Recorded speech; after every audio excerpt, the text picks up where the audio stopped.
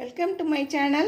இன்றைக்கி நம்ம ஆச்சி வீட்டு சமையலில் செய்ய போகிறது கருவேப்பிலை சூப்பு. அதுக்கு தேவையான பொருட்கள் பார்க்கலாம். இப்போ கருவேப்பிலை ஒரு கொத்து எடுத்து பெரிய ஒரு கை எடுத்து வச்சுருக்கேன். வேக வச்ச பாசிப்பருப்பு, ஒரு சின்ன வெங்காயம், வெள்ளைப்பூடு, சீரகம், சோம்பு, மிளகு, மஞ்சத்தூள், உப்பு.